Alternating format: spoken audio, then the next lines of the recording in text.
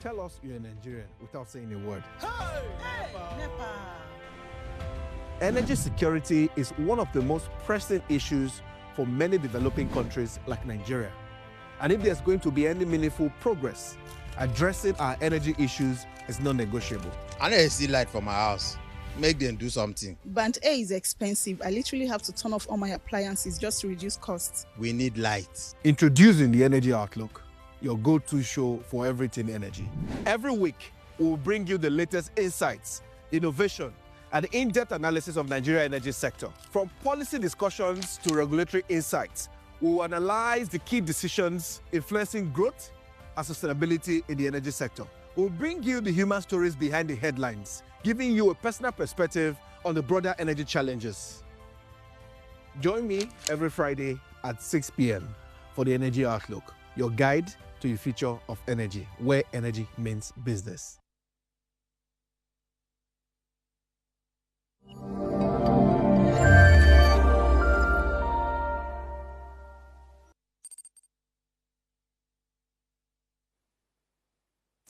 Hello and welcome to Energy Outlook. My name is Choma Kalu and I'm your host for tonight.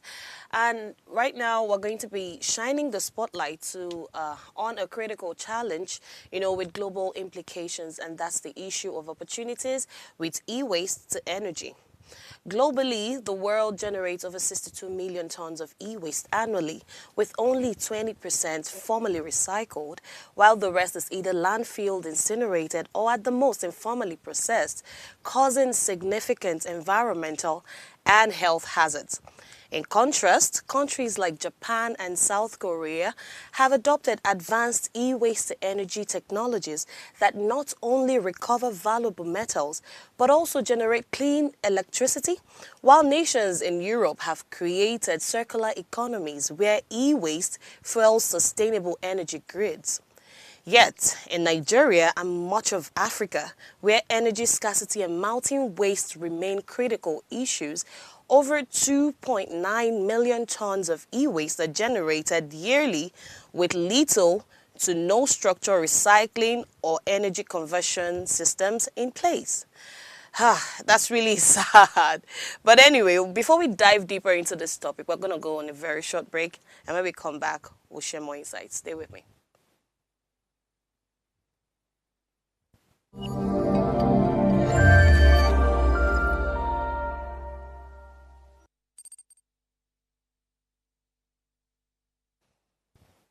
All right, and right before we dive into the conversation, we're going to take a step back and explore some major developments shaping the energy future in Africa. And the first news I have is FG distributes free meters to Band A customers again. And this is from Daily Trust. It reads, the FG has begun the distribution of new meters for Band A customers. The meters, which were procured under the Distribution Sector Recovery Program, DISREP, metering scheme, will see 1.3 million meters distributed to the customers, leaving out customers on other bands. Daily Trust reports that DISREP is a World Bank funded loans to Nigeria to strengthen the activities in the distribution network of the Nigerian electricity supply industry.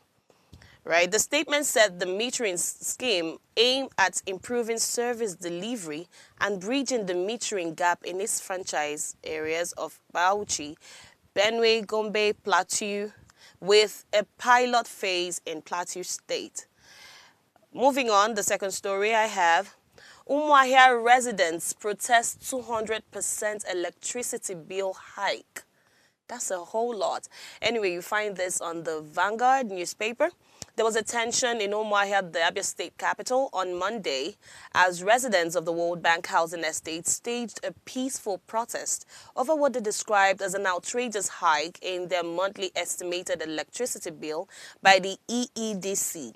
The aggrieved residents who marched through major streets of the metropolis said their bills were raised from 9,000 naira between 47,000 naira and 50,000 per household. That's outrageous, right? They argued that most residents are civil servants and low-income earners, stressing that it was unreasonable to pay electricity bills that surpasses their monthly house rent. I feel their pain because I think I've experienced this one time and it wasn't funny. It wasn't, how do you move from 9,000 naira to 50,000 naira? Where do you even start from, right? I mean, okay, moving on. The next story we have says Nigeria needs over 340,000 green jobs by 2030, says Representative Afam Ogene. You find this in Daily Post. The Chairman, House Committee on Renewable Energy, Honorable Afam Victor Ogene, has noted that Nigeria will need over 340,000 green jobs by 2030 and up to 840,000 by 2060. He stated that the country is serious about local content in the green economy and is committed to producing technicians, engineers, and entrepreneurs who can compete anywhere in Africa and indeed globally. Ogene made this known at the high-level dissemination session on the implementation of Nigeria's enhanced solar energy curriculum with a theme from plans to practice, how political will becomes workforce transformation. Okay, moving on, the fourth story. Nigeria's oil worth 341 trillion naira locked in undeveloped fields. It's a report released by the NUPRC earlier, and the Punch published it. It says over 3.5 billion barrels of oil and condensate reserves are locked in undeveloped fields across different basins in Nigeria, according to reports in a publication by the NUPRC. At the current average price of $65 per barrel, the reserves are valued at about $227.5 billion, translating to a staggering 341.25 trillion naira when converted at the exchange rate of 1,500 to a dollar. It says the correspondent observes that this is over 600% of the 2025 budget, which is 54.9 trillion naira. Now, using the 2025 budget costing, the amount is enough to build over 2 million primary health centers at the rate of 150 million each. It can build over 5 million blocks of 2 classrooms at an average of 65 million each. Also, 413,000 kilometers of roads can be constructed with the amount at 825 million naira per kilometer. Okay. And lastly, the story of interest I have here. Abuja court freezes 4 bank accounts linked to ex-NNPCL boss Mele Kyari. This guy has been in the news since he left. Anyway, you find this in Vanguard. It says a federal high court sitting in Abuja has ordered the temporary freezing of 4 Jaiz bank accounts linked to the immediate past group managing director of the Nigerian National Petroleum Company Limited, NNPCL, Mr. Mele Kyari, over alleged fraud. The trial judge, Justice Emeka Nwite, made the order yesterday after the counsel to the Economic and Financial Crime Commission, EFCC, moved an ex parte motion to the effect. The EFCC told the court that investigations were ongoing on the matter and that the commission would need some time to conclude its finding. The judge in his ruling held that the application was meritorious and accordingly granted. I mean, like I said earlier, Kyari has been in the news ever since he left. It's been from one court case to another court case, and this time around they're freezing some of his accounts. Let's hope this produces something positive for him, at least since he left office. Anyway, moving on, we're going to go on a break, but before we go, we're going to be focusing on an important issue tonight: opportunities with e-waste to energy. And at the heart of this conversation, we have Dozie Igweilo, the CEO of Quadloop, bringing his perspective and expertise to the table. Stay tuned, you don't want to miss this conversation.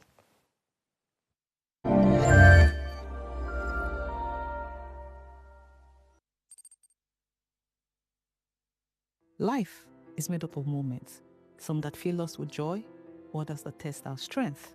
Welcome to Heartlines. This is our space to explore the highs and lows of human connection, the love, the heartbreak, and resilience that shapes our life. From relationships to friendships, parenting to partnerships, and so much more. Every week, we share stories and conversations that define us, navigating love, separations, the struggles of parenting, dealing with anxiety and managing the pressures and stress of life. Real conversations that bring us closer, helping us heal, grow, and connect. So join me Mondays through Fridays at 10 p.m. for Heartlines, the show where we connect hearts, have real conversations with real people, one story at a time.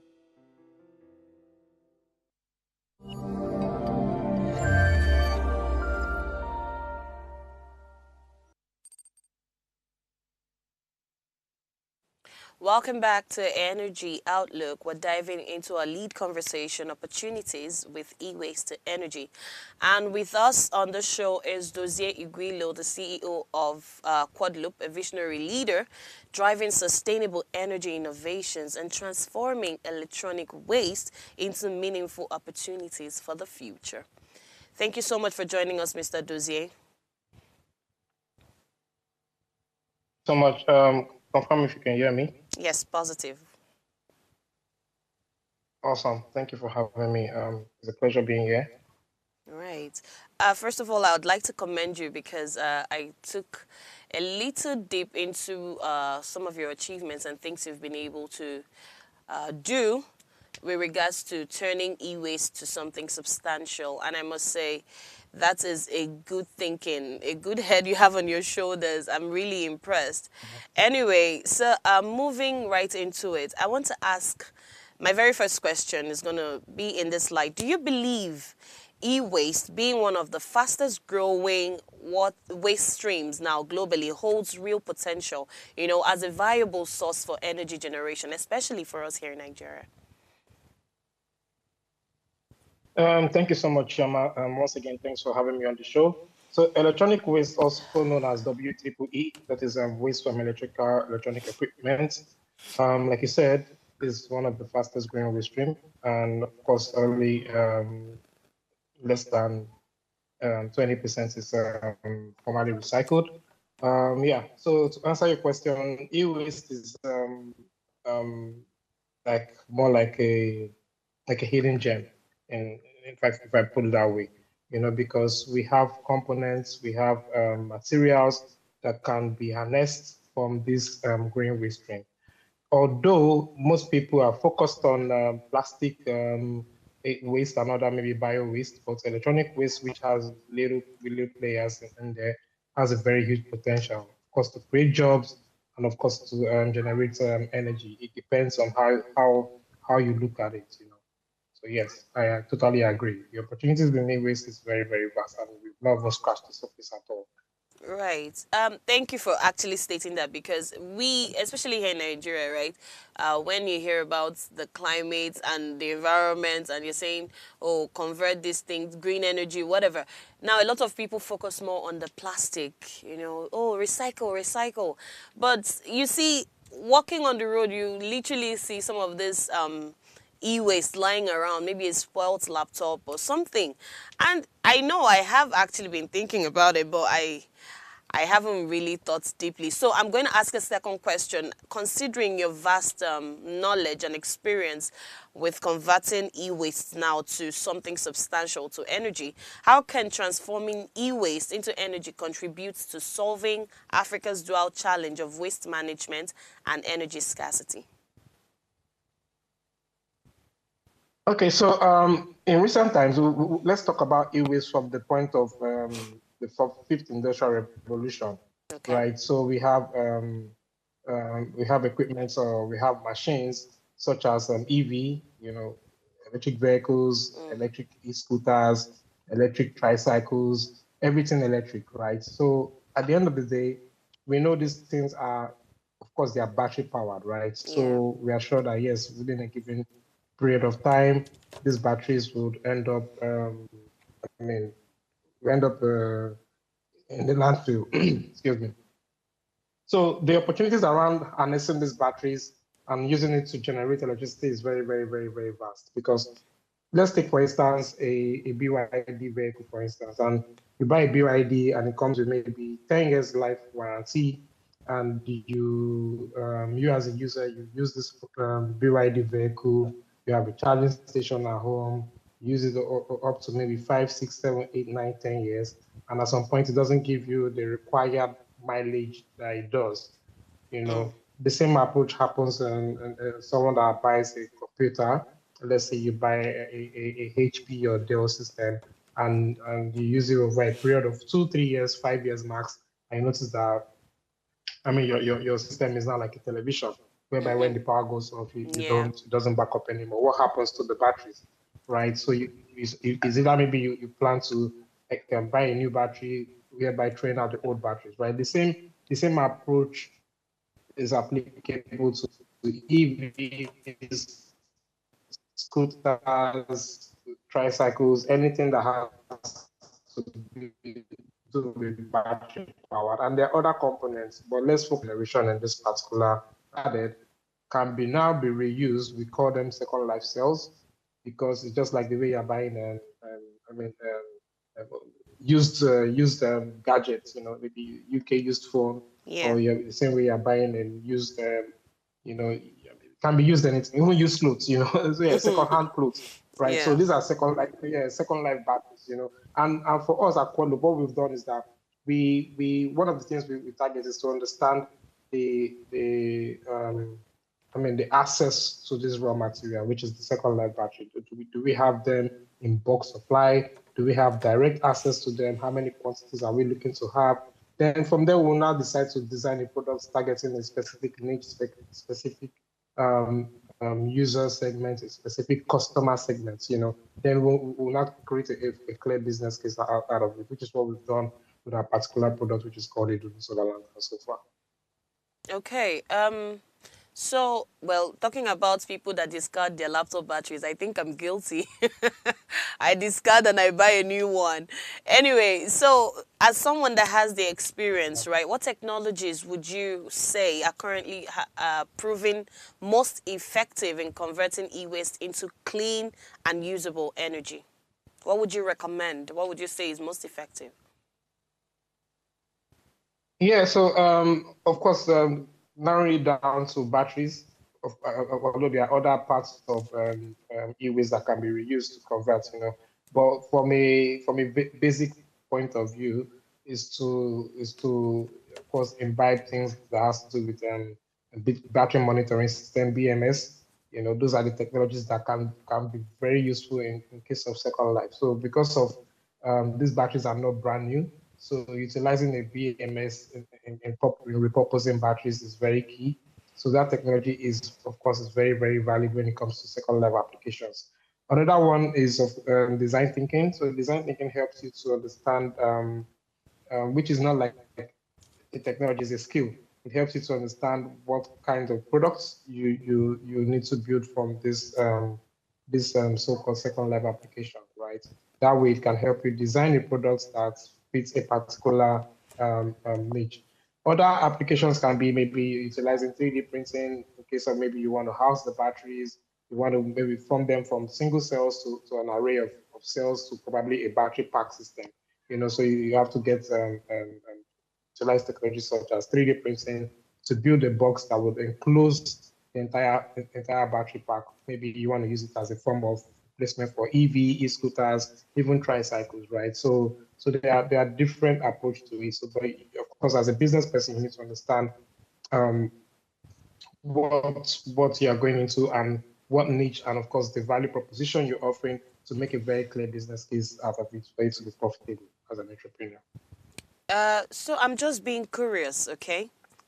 I didn't have this plan to ask, but I'm still thinking back in the batteries of laptops that are tossed out, and then you use it to make something else like the solar lamp, right? Since this is second degree usage and it was tossed out because it wasn't serving its function again, how long is whatever you use it to reproduce supposed to last now?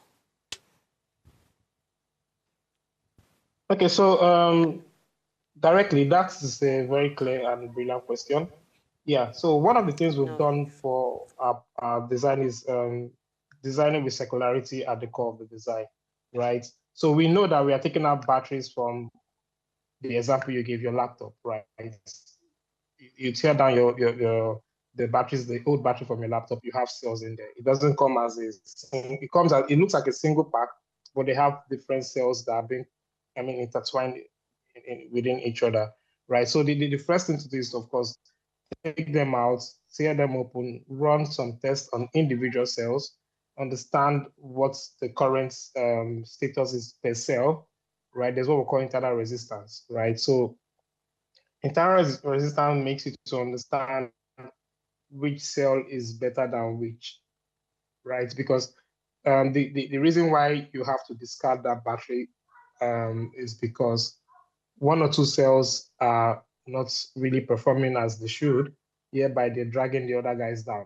It's just like having bad eggs in a crate of eggs, So you need to be able to take out the bad eggs and reuse the good eggs, Yeah, but in this case, cook the good eggs, So yeah, then we'll take a step further by designing a product that doesn't have the same battery capacity or doesn't have the same power output as a laptop, So that is why we have to build something that has lower capacity, that requires a lower energy consumption in terms of that expects lesser from the batteries, right? So if you design a product within a lesser capacity from those second life battery, you are sure to have another fresh 2 to 3 years of those batteries.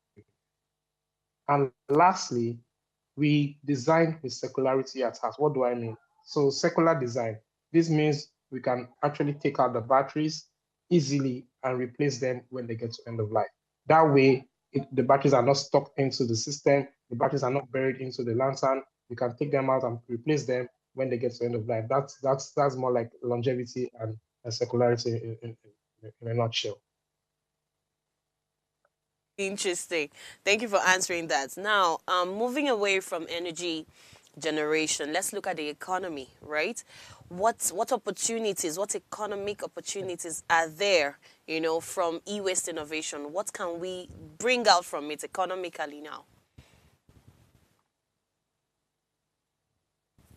Yeah, so of course, e-waste is untapped, and a lot of people are scared to venture into e-waste because number one, from the user point of view, people don't just discard their e-waste the same way you discard PET bottles and maybe aluminum cans, So e-waste, I'm sure that you have maybe your previous phone and your previous phone, you still have them somewhere locked up in your wardrobe, and you have you have some gadgets that you can't just let go like that, because you think that there's some value. You want to get some value for these precious things that you bought, at high cost over the period of time, So the opportunity is vast. Number one, if we could create some sort of collection system, there's a lot of opportunities around the collection of e-waste right now in Nigeria, but you can't just start collecting e-waste. You have to go through the authorized body, which is NESRA, that allows you to, of course, collect. You have to apply to get a NESRA permit to help you to collect, to be able to, allow you collect such materials. Then you can create a business model around maybe compensation. Do you want to give the user XYZ for XYZ? Some sort of monetary value, right? So that's one business part. Another one is around dismantling the waste itself, right? Take, for instance, a company like BHT, British American Tobacco, BAT. So they have fleets of systems and other gadgets that, of course, when it comes to maybe when it takes about 3 to 5 years, they declare them obsolete, right? So that kind of company wouldn't want to just throw out their waste in the streets. They have to call formal e-waste recyclers.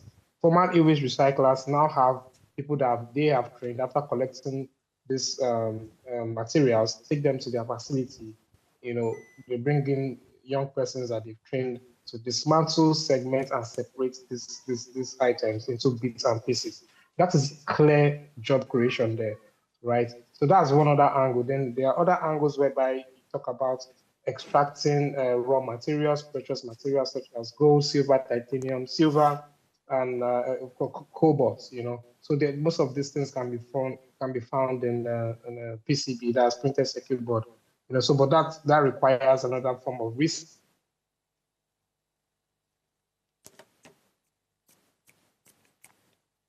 Hello, Mr. Dozier.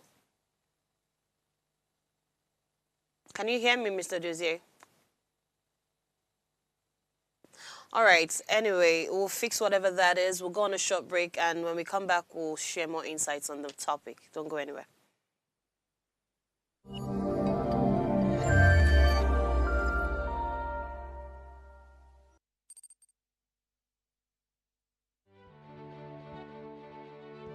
Nigeria, by extension Africa, battles a growing youthful population, and with little or no meaningful engagement, leaves a ticking time bomb on our hands. We are a blessed continent with great wealth, both in people and material. Our focus on ways remains driving conversations that affects us all. Topics in the news, social concerns, politics, leadership, governance, empowerment, resource management, conflict management, finance, SME sustainability, technological innovation, food security, health, education, brain drain, our well-being, citizenship, and much more. Our goal is to continuously drive these conversations, keep them burning at the table to effect a positive change, both for our nation and continent.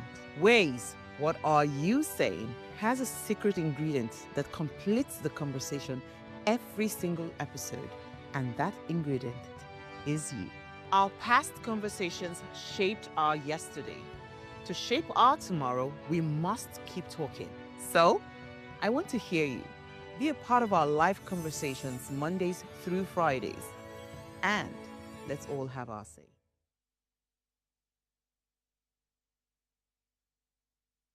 Life is made up of moments, some that fill us with joy, others that test our strength. Welcome to Heartlines. This is our space to explore the highs and lows of human connection, the love, the heartbreak, and resilience that shapes our life. From relationships to friendships, parenting to partnerships, and so much more. Every week, we share stories and conversations that define us, navigating love, separations, the struggles of parenting, dealing with anxiety and managing the pressures and stress of life. Real conversations that bring us closer, helping us heal, grow, and connect. So join me Mondays through Fridays at 10 p.m. for Heartlines, the show where we connect hearts, have real conversations with real people, one story at a time.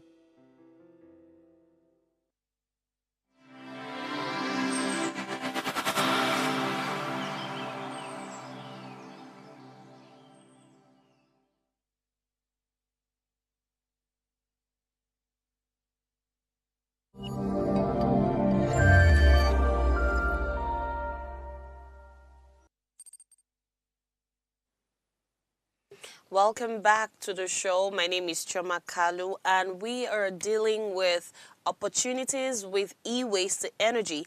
And my guest is Mr. Dozier Igwilo, Chief Executive Officer of Quadloop. Welcome back, Mr. Dozier. Yes, thank you. Confirm if you can hear me, Chioma. Yes, Sorry positive. about that network issue. I can. Awesome. Awesome. Can you hear me? Yes. Yes, you can. Yes, I can hear you. Yes, we Great. can proceed right now. Amazing. Thank you. So the next phase of the questions I have, I'd like to talk about the environmental benefits of e-waste to energy, compared to the traditional waste disposal methods like the landfills and incineration. So what are the environmental benefits now of converting this e-waste to energy? Yes, so number one, lithium-ion batteries, very dangerous guy. You can't have them littered around your house for too long. Even your remote control batteries, if they are bad at some point, if you store them where it's damp and all that, you find out that it start getting swollen, it start bringing some kind of sort of liquid, right? It's not safe, you know. So just from that smaller angle, just from the point of where you have so much waste batteries stored somewhere. And at the end of the day, some persons will just take them and just, throw them out to the landfill. But yeah, utilizing recycling batteries such as lithium batteries and other form of batteries is very key. That's very huge positive impact on the environment. It helps to reduce spillage in the soil. It helps to reduce contamination entirely in soil, because most people that go around throwing waste to the landfill, or probably burning them discriminately, happens to contaminate the soil very badly, and it could take over 10 years to revive that particular soil. And even if it doesn't happen in the land whereby you farm, which has bad results, and crops and produce we consume, the rainfall happens in areas where e-waste is being burnt or wrongly disposed. After a period of time, the rain takes these dangerous chemicals and spill them, take them along, and they just spread over our landfill, spread over our farms, spread over water drainage pipes, underground pipes, stuff like that. And this can have very negative effects in the health of around, of course, communities and areas in general. I'm not sure I got what you said, the last things you said, because I feel like I lost you for a bit. Mr. Dozier? Okay. Can you hear me now? Yes, I can. Yeah, so I was saying, the negative impacts of wrongly managing lithium batteries, most especially, has a very negative impact, because at the end of the day, if they tend to burn these batteries or wrongly dispose them, and there happens to be heavy rainfall, over time, the spillage just move down to the drainage, move down to the farms, and when people plant crops on that such environments, it has very negative effects to human health. Even on our pipe water system, it can just spill into the tap water and borehole system. So yes, indiscriminately disposing batteries, most especially, which is one of the most corrosive e-waste, is very harmful to the environment at large. All right. Thank you for that. So, moving to the area I'm very particularly interested in, for you innovators, people in this space that have realized how useful and how important it is to convert this e-waste to energy, right? What policies or government frameworks are you looking forward to having? What do you think you need with regards to policies now to scale these e-waste to energy initiatives across Nigeria and Africa at large? Yes, policies is very important, because you take, for instance, the original equipment manufacturer. So the government should be able to put some policies that allow OEM design their products with circularity at the core of their design. That way, number one, we will not have so much waste. Other policies involve the transporting e-waste from one country or one region to another. There should be some policies that don't allow you to bring in waste. Take, for instance, you're bringing in waste from Kano down to Lagos. In recent time, we heard we got information around some waste pickers in the northern part of Nigeria that picked some certain waste in up north Zamfara to Borno, I guess.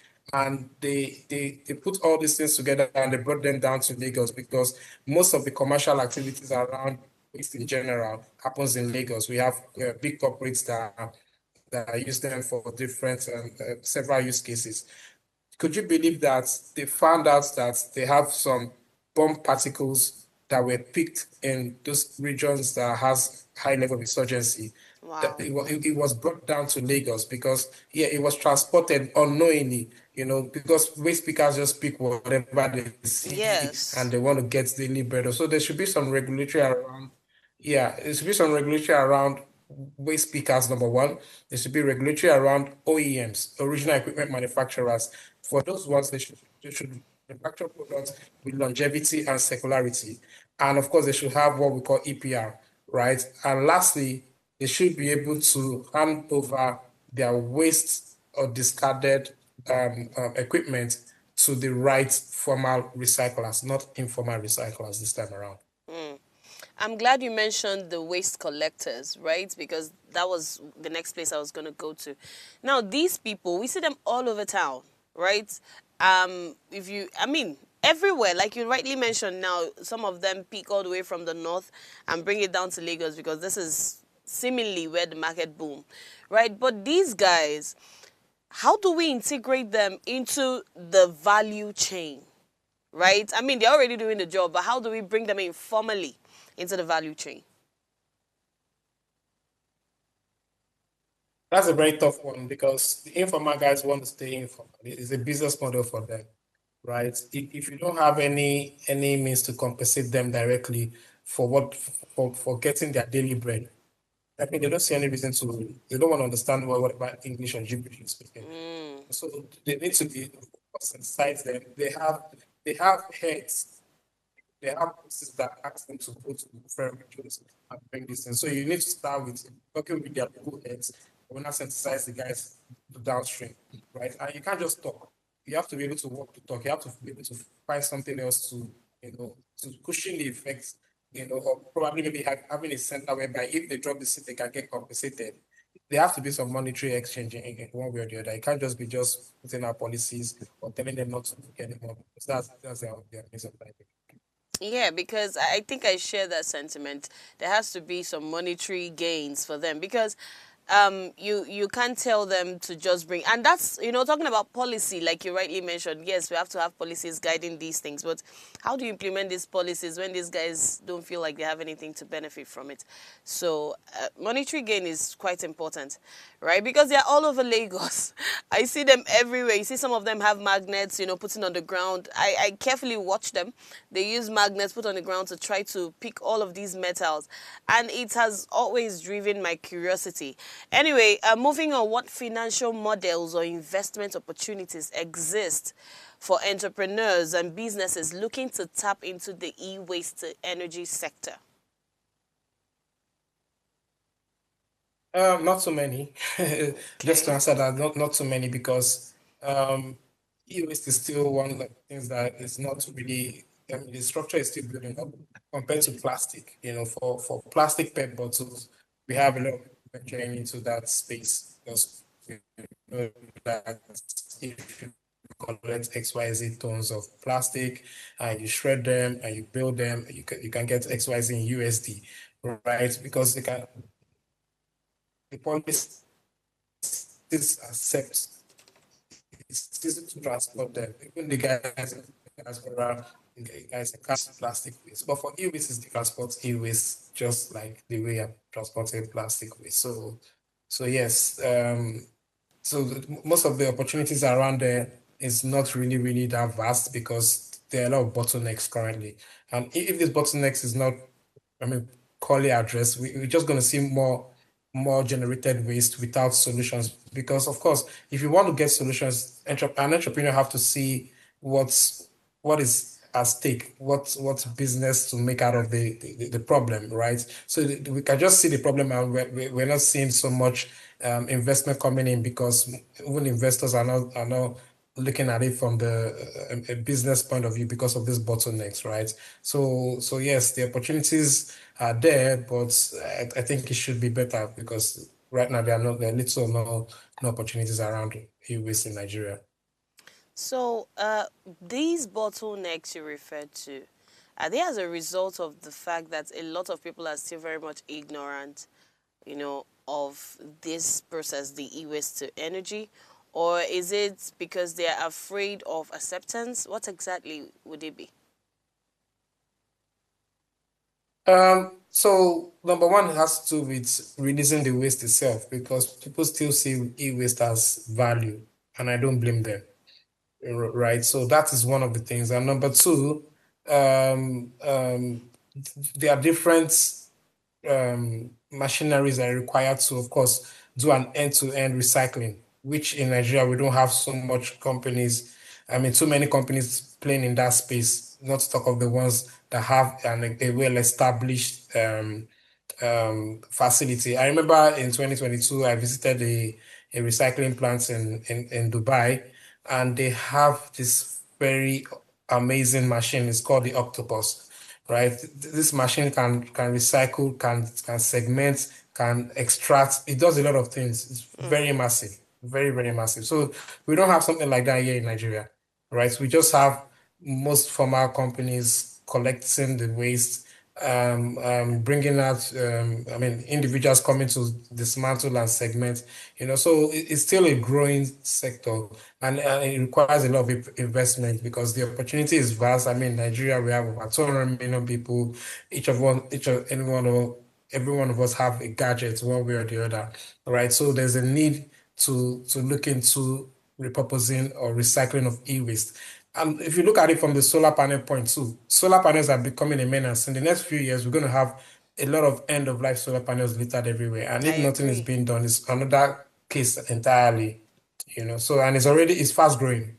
Solar panels are already getting to end of life. They said 25 years, but yeah, most people are changing from the 100 watts to maybe 400 watts. What happens to the 100 watts? Sell it to another guy. The other guy said he wants to upgrade. He sell it to another guy. At the end of the day, it's broken. Then it get discarded, right? So this thing it keeps growing and growing, and it might become a time bomb anytime soon, from my own opinion.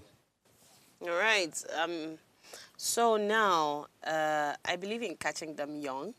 So what and how can universities, research centers, startups, how can they drive innovation in e-waste to energy technologies? How can they be involved?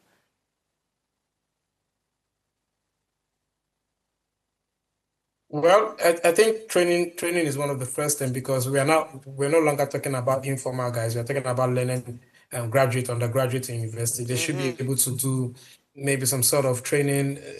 I mean, imbibe that into their curriculum, or even if you don't want to do that, maybe have a department that talks about e-waste recycling. The same way you have people sensitizing people around plastic recycling. Should be more sensitization around electronic waste recycling, right? So, like you said, catching them young. If that happens from 100 level students down to 400 level, by the time he gets to writing his project or maybe getting to NYSC, he has so much to offer. He has a clear understanding. Some people, it might shock you that some people around mid-30s, you tell them that, do you know what e-waste is? They don't know what electronic waste is all about. So you just feel like, what is e-waste? Especially when you say e-waste. But if you break it down to electronic waste, they could be like, okay, I think I understand what you mean. But the word e-waste is still like very far-fetched to a lot of young people today.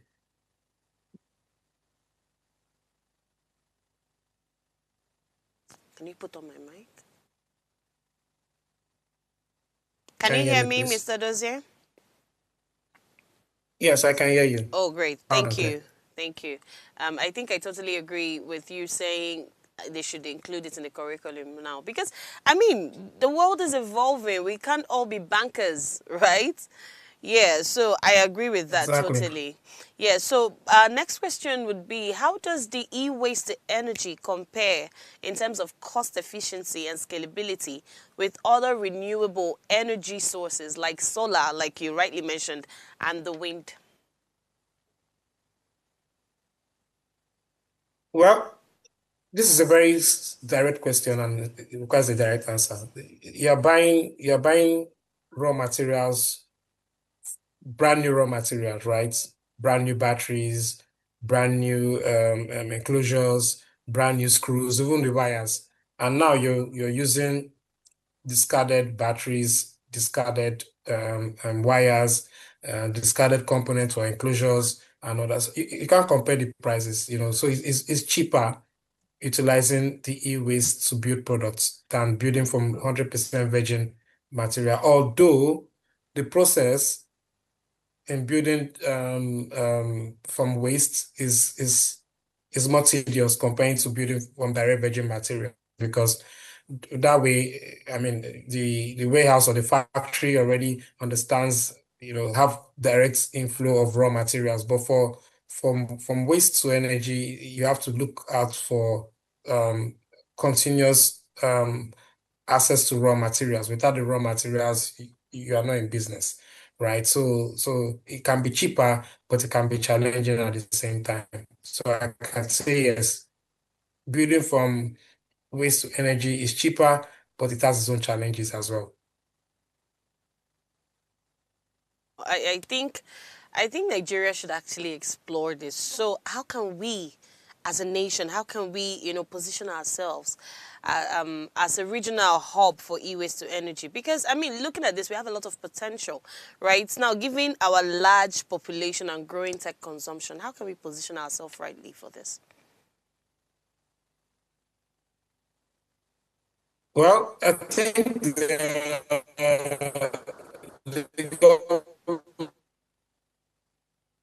has a major role to play, because if the government, like take for instance, waste collection, especially e-waste, and they credit waste collectors as well, if they can come up with a program that, or maybe set up a training hub in universities, or maybe in local governments, or maybe even in collection center, and sensitize people to drop their waste and get compensated. That is one way. At least let people see that, yes, okay, this, we can get value from our waste. Then, if those waste are being gathered in large firms, we now know that there's inflow, not just from informal guys, but at least people are dropping XYZ kinds of waste. Then innovators can now come into the picture by thinking of ways to utilize this waste. Is that, are we gonna extract the precious metals from the PCB? Are we gonna reuse the batteries to build whatever? Are we gonna shred them to use them to make paving blocks? So there are different angles to it, but the core thing is that, how do you get your raw materials? Which is what the e-waste. You need to have inflow, because without that, you can't make a business case at all out of the entire thing. Okay. So, but then again, what are, the long-term opportunities for circular economy? The circular economy now, what are the opportunity for growth if this e-waste to energy becomes mainstream in Africa, which we want it to be? So the circular economy is no longer a growing concept. It has come to stay. I mean, the world have been operating from the linear perspective over for decades now, but now the circular economy is taking its turn, right? So what I would say around the circular economy is that in the near future, most OEMs, and I'm referring to electronics OEMs, original equipment manufacturers in electronic space, consumers might not want to put their money down to buy products that are not circular from OEMs, right? They want to see products that are eco-friendly, that are designed for longevity and circularity. So there's a trend coming out from that. I mean, ongoing trend that most young persons would rather buy a product that is eco-friendly and that is circular at the core of the design, than just buying a product that will not help the environment positively. So yes, so that's a huge opportunity right there. Trust me. All right. Thank you so much. Maybe before I go, Mr. Dozie, how has it been being an innovator in this field for you, personal experience now? Personally, it's been a bit of I mean, it's an awesome ride. I would say it's been one of the best decisions ever. I ventured into this at my apartment back then in 2017. It was just something that I started as maybe just trying to do some research work around building something local, and identifying a problem to solve. And the problem then was electricity, basic one, lightning charge your phone. Right. So it has been ups and downs, but it's been very, very rewarding. Like before I go, I can show you our products. So this is our solar lantern, just for you to to have a feel of how it looks like. You see, it see how it is. Provides you with basic lightning. Okay. You can see it comes with a USB port that allows you to charge your phone. So with this, you could charge your phone seamless, and it's very efficient. I mean, you could tune down the brightness. You could tune it down when you want to sleep, and you can take it up again. It's really bright. This light can go up to 15 to 18 hours at a single charge, right? So look at it. It's very sturdy, and yeah, we've manufactured and sold over 1,000 units so far. Amazing. Thank you so much, Mr. Dozier, for joining us tonight. It's been a heartfelt conversation. Thank you for all your insights. Today's conversation was centered on opportunities with e-waste to energy, and it has been really insightful and inspiring. Now, as we wrap up, let's reflect on the words of Rudiger Kaur, a UN expert on e-waste. Now, he said e-waste is not merely a problem to manage. It is a treasure chest of resources waiting to be unlocked. And that's it from me tonight. The dialogue doesn't end here. Join the conversation on all our social media platforms at Energy Outlook Show, and share your thoughts using the hashtag Energy Outlook Show. And for more transformative discussions that drive impact, subscribe to our YouTube channel at Official Upgrade TV. My name is Chioma Kalu, and thanks for watching. Until next time, stay engaged, remain committed to building a transparent, inclusive, and sustainable energy future for Nigeria. Have a good night.